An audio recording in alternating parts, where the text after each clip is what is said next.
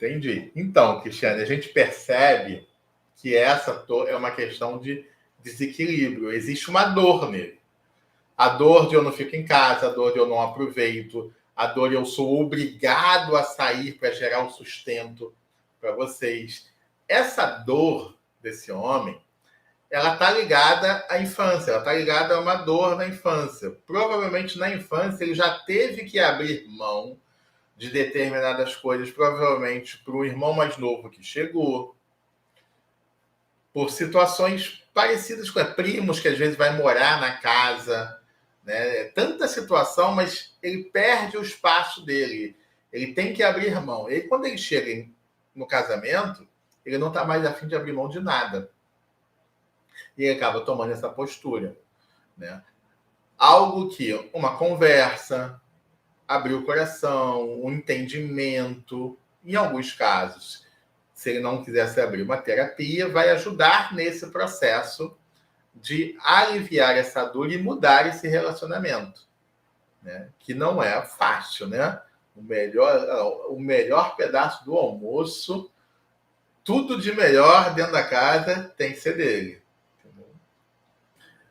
Dei um exemplo aqui, eu estava falando de alguns pontos que precisam ser observados, que são papéis fundamentais entre um e outro. Ele deu o exemplo que hoje é muito comum, né, a ação errada, que é o casal sair, e aí porque a esposa ganha mais que o marido, a esposa paga a conta, né? Ou quer dividir a conta, que é mais absurdo ainda a situação. E que está super na moda, né? Está super na moda e que é um erro, porque esse papel de pagar as contas é do marido, e não importa de quem é o dinheiro. O primeiro erro começa de a esposa ganha 3 mil e o dinheiro é dela, e o marido ganha 1.000 e o dinheiro é dele. Aí ela, a esposa, paga a maior parte das contas, inclusive as saidinhas, e o marido paga ali o básico.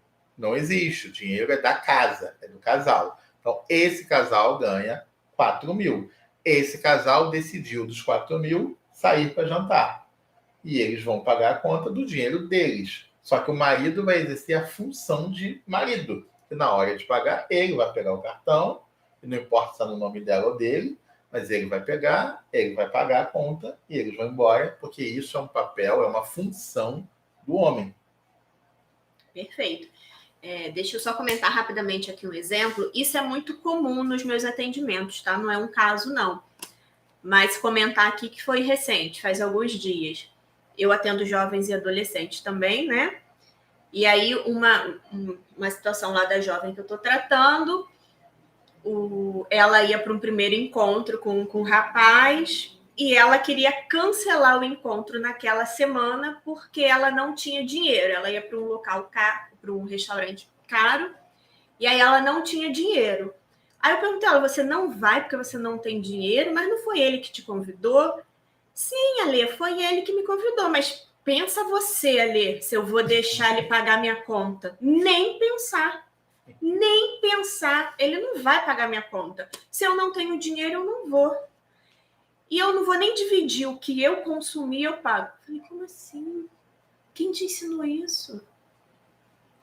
E aí, gente, como é que uma jovem dessa amanhã entra num casamento? Como é que vai ser o relacionamento com esse marido? E ela já entra extremamente empoderada, de forma errada, né? Uhum. E assim, tá caminhando para um compromisso sério. Não é a pessoa que conheceu ontem, não é isso. Tá caminhando para um compromisso sério. E ela simplesmente iria cancelar o encontro porque naquela semana ela não tinha dinheiro. Não sei se ela tá aí, não tá aí. Porque ela tá em aula, então com certeza ela não tá aí. Como sair dessa bagunça? Primeira coisa é entender que o outro não é o culpado. Olhar para o outro não soluciona o problema. Eu preciso olhar para mim. Então não tem nada a ver com o outro, o que ele é ou o que ele não é. Porque eu estou passando por esta situação. Porque eu estou vivendo esta situação. Porque esse conflito está acontecendo na minha família, no meu casamento. Porque eu casei com um homem com essas características, com essas dores. É em você que estão as respostas. A resposta não está nele.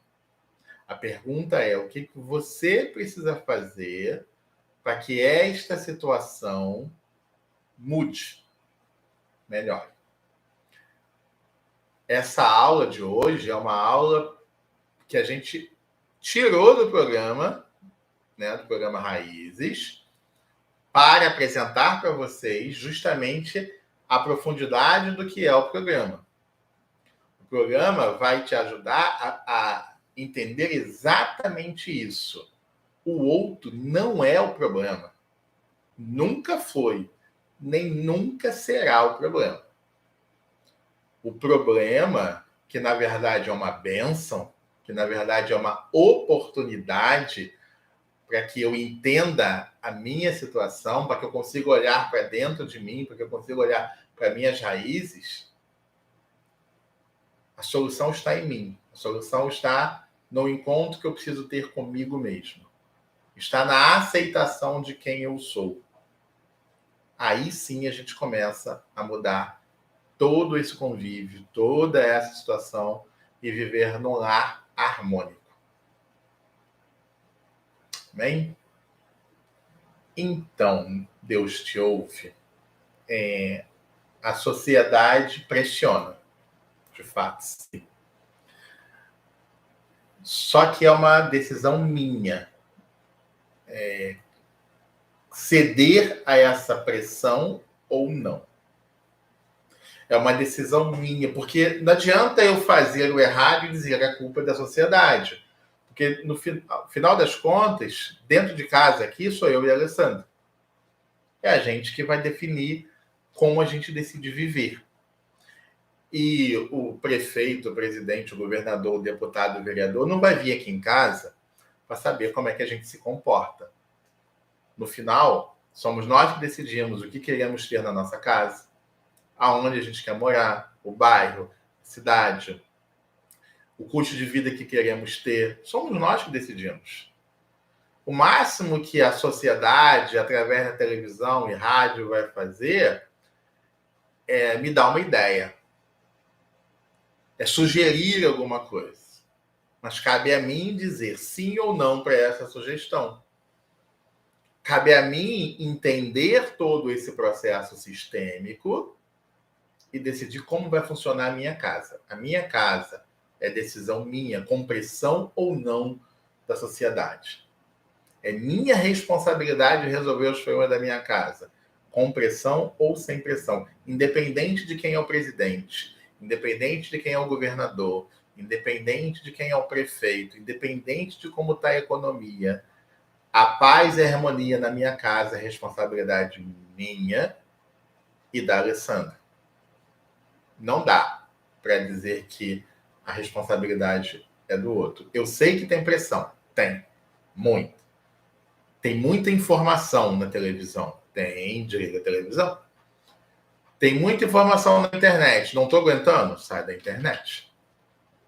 Porque a decisão, no final das contas, é minha. Quando chegar aquele dia, igual eu citei ainda há pouco atrás, Jesus não vai perguntar para a sociedade se eu estou aprovado ou não.